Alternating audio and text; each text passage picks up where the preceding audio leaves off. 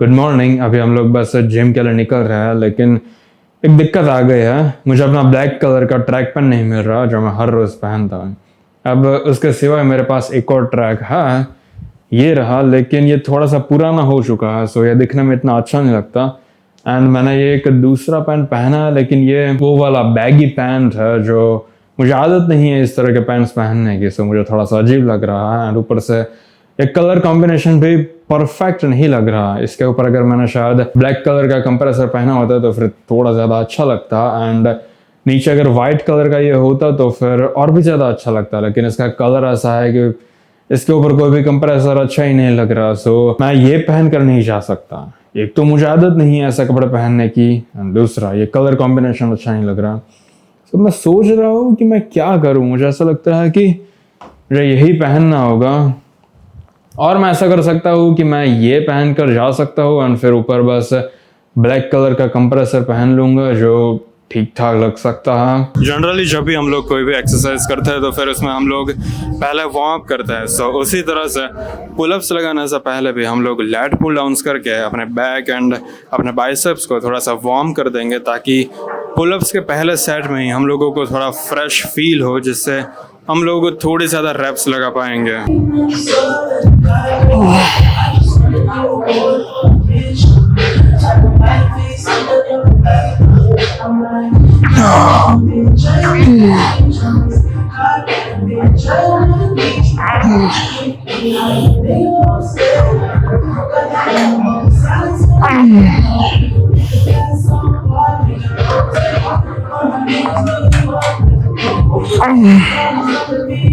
इसके पहले के सेशन में पुलअप्स के फर्स्ट सेट में हम लोग सिर्फ 10 रिपीटेशन से लगा पाया था। मैंने कोशिश की कि मैं 11th रैप लगा पाऊँ, लेकिन वो फिर एक पार्शल रैप हो जाता है। इसलिए मैंने सोचा कि सेकेंड सेट में मैं 9 रैप्स की जगह पर 10 रैप्स करने की ट्राई करूँगा। एंड अगर मैं दूसरे सेट में भी 10 रैप्स लगा पाया तो फिर वो एक PR होगा।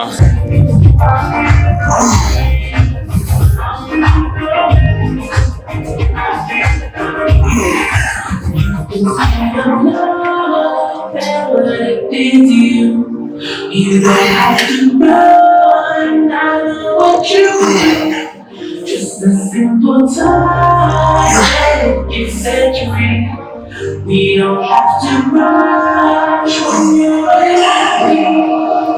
इस आउटफिट को लेकर मैं थोड़ा सा स्केप्टिकल था कि क्या ये अच्छा लगेगा या नहीं लगेगा, लेकिन आई थिंक ये ठीक ठाक लग रहा है, क्योंकि नीचे से ये बहुत ब्रॉड है एंड ऊपर मैंने एक टैंक टॉप पहना है, जिसकी वजह से बॉडी बहुत ही अच्छी लग रही है। आज के लेग डे में मेन मज़ा इस मशीन रो एक्सरसाइज को ही करने में आने वाला है, क्योंकि इसके पहले का जो वर्कआउट सेशन था हमारा बैक का, उसके अंदर हम लोगों ने 90 kg से मशीन रोज किए थे। रेपिटेशंस मुझे याद नहीं है, मुझे देखना होगा, लेकिन अभी हम लोग वार्म अप करने वाला है। एंड आज का हमारा गोल ये रहेगा कि हम लोग 100 kg से इतने रेपिटेशंस लगाए कि वो एक PR बन जाए 90 kg का। सो हम लोग वेट भी इंक्रीज करेंगे एंड उसके साथ साथ रेपिटेशंस भी इंक्रीज करेंगे।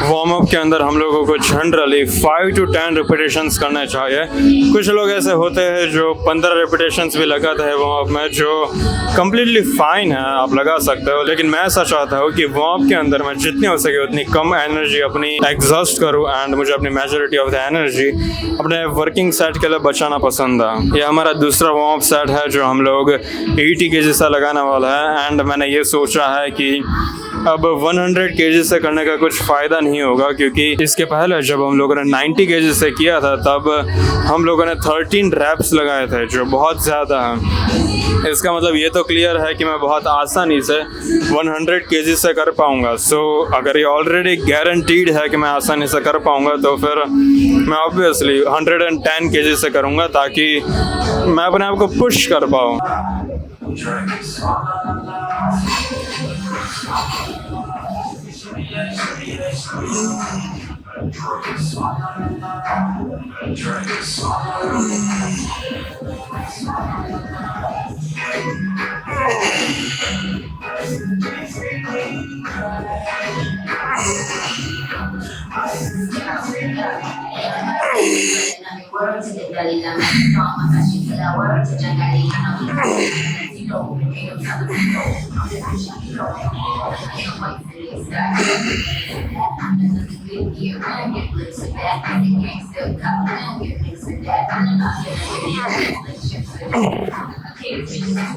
ये जो सेट अभी आपने देखा वो मैंने 120 केजी से किया था, क्योंकि मुझे 20 केजी की प्लेट्स लगानी थी एंड मुझे बस देखना था कि अगर मैं 20 केजी की प्लेट्स लगाता हूँ तो फिर मैं कितने रिपीटेशंस परफॉर्म कर पाता हूँ। एंड टेक्निकली मैंने 9 से 10 रैप्स किए थे, लेकिन अगर आप परफेक्ट रैप्स की बात करो लाइक 75% से ज़्यादा, तो फिर वो मैं सिर्फ 8 रैप्स से लगा पाया था, क्योंकि 9 रैप्स के बाद मेरा जो परसेंटेज था रैप्स का वो 50 से भी ज़्यादा डिक्रीज़ हो चुका था। सो वो बेसिकली पार्शल रैप्स है एंड मैं नहीं चाहता कि मैं पार्शल रैप्स भी काउंट करूं, क्योंकि अगर मैं हर एक्सरसाइज में पार्शल रैप्स भी काउंट करने लगूंगा तो फिर उसका नंबर फिर ऑटोमेटिकली इंक्रीज़ हो जाएगा। लेकिन मुझे इस तरह से अपनी स्ट्रेंथ इंक्रीज़ नहीं करनी। पार्शल रैप्स ऑब्वियसली ज़रूरी होता है मसल ग्रोथ के लिए, लेकिन अगर हम लोग स्ट्रेंथ इंक्रीज़ करने के पर्सपेक्टिव से देखें तो फिर अगर हम लोगों को एक ट्रैक रिकॉर्ड चाहिए तो फिर उसके लिए अच्छा यही रहेगा कि हम लोग सिर्फ प्रॉपर रैप्स को ही काउंट करें।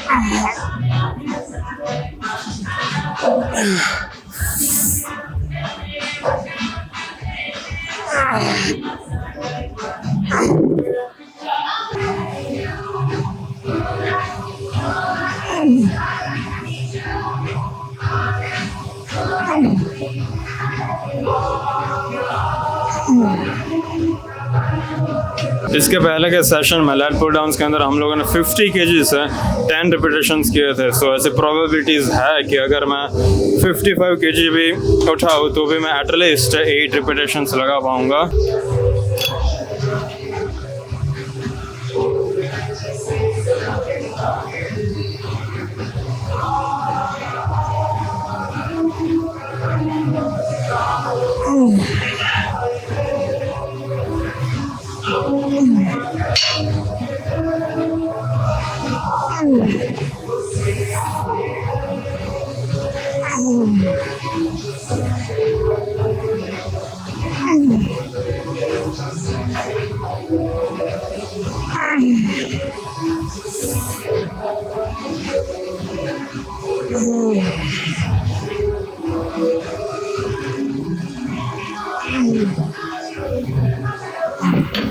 फिफ्टी 55 केजी से हम लोगों ने 8 रिपीटेशंस लगाया, लेकिन लास्ट में टेक्निक हमारी कुछ ज़्यादा ही बेकार बन चुकी थी, इसलिए हम लोग अब वापस से 50 केजी से ही लैट पुल डाउन्स करेंगे, क्योंकि मैं नहीं चाहता कि मैं इतनी बेकार टेक्निक से वापस से 6 और 7 रैप्स करूं, क्योंकि लैट पुल डाउन्स एक ऐसी मशीन है जिसमें अगर आप ज़्यादा वेट लोगे एंड थोड़ी भी टेक्निक को कॉम्प्रोमाइज़ करने की ट्राई करोगे तो फिर भूल ही जाओ कि आपको अपने बैक को फील होगी।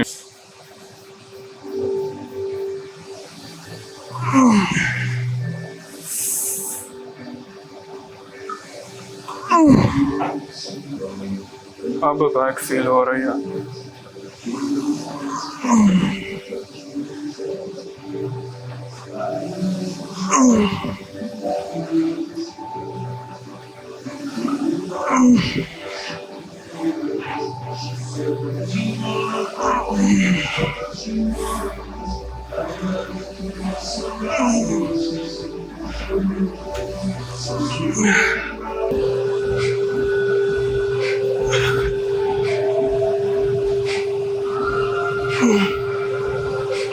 आज ट्रेनिंग हम लोगों ने बैक की है, लेकिन शोल्डर ज़्यादा अच्छा लग रहा है। आई मीन ऑब्वियसली बैक भी अच्छी लग रही है, लेकिन मेरे शोल्डर्स में अब से ग्रोथ मुझे कुछ ज़्यादा ही दिख रहा है जब से मैंने ये प्रो स्प्लिट फॉलो करना स्टार्ट किया।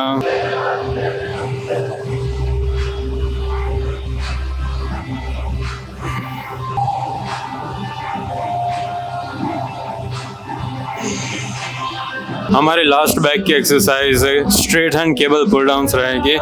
इसके बाद अब हम लोग बैक की एक भी एक्सरसाइज नहीं करने वाला है। लोअर बैक की वो जो एक्सरसाइज हम लोगों ने पहले स्टार्ट की थी वो भी अब हम लोग नहीं कर रहे हैं, क्योंकि हम लोग ओकेजनली बारबेल बेंट ओवर रोज कर देते हैं जिसमें लोअर बैक हमारी ट्रेन हो जाती है। सो मैं अब अलग से एक और एक्सरसाइज नहीं कर सकता बैक डे में, क्योंकि ऑलरेडी जो 3 एक्सरसाइज हम लोग करते हैं उसमें कुछ ज़्यादा ही एग्जॉशन हो जाता है। एंड जब हमारे पास टाइम बचता है तब हम लोग करते हैं, लेकिन आज हमारे पास इतना टाइम नहीं है कि हम लोग एडिशनल एक और एक्सरसाइज कर सकें।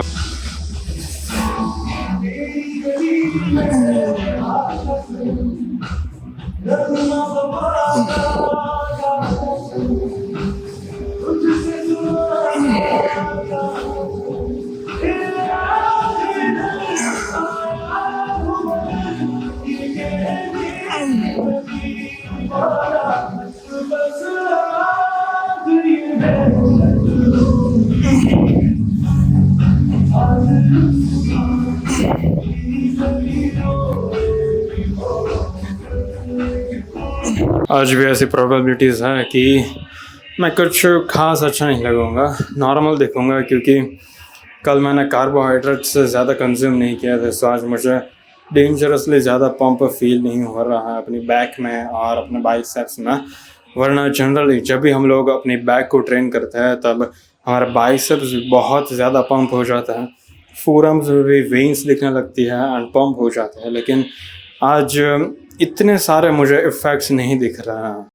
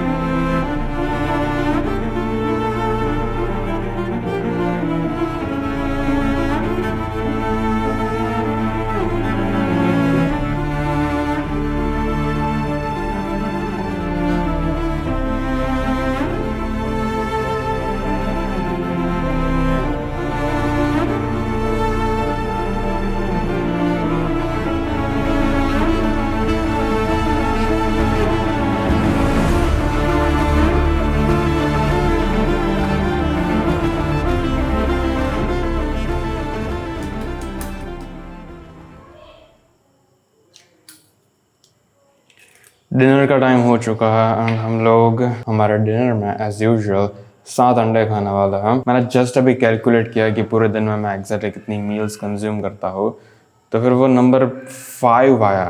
मैं पूरे दिन में 5 मील्स लेता हूँ एंड मैंने ये चीज़ रियलाइज़ नहीं की थी, क्योंकि मुझे यही था कि मैं 4 मील्स लेता हूँगा, क्योंकि नॉर्मली मोस्ट ऑफ द लोग 4 मील्स लेते हैं, breakfast, lunch, evening snack and फिर डिनर। लेकिन मैं लंच के बाद 2-3 घंटे के बाद मेरे जो 5 अंडे खाता हूँ जो लंच में होते हैं वो 5 अंडे मैं 2-3 घंटे के बाद खाता हूँ, सो वो ऑलमोस्ट एक अलग मील हो गई, क्योंकि उसके अंदर प्रोटीन ज़्यादा होता है एंड कैलोरीज भी ठीक ठाक अमाउंट की होती है। सो अब कह सकते हो कि मैं पूरे दिन में 5 मील्स खाता हूँ, जो एक्चुअल में मसल ग्रोथ के लिए अच्छा होता है।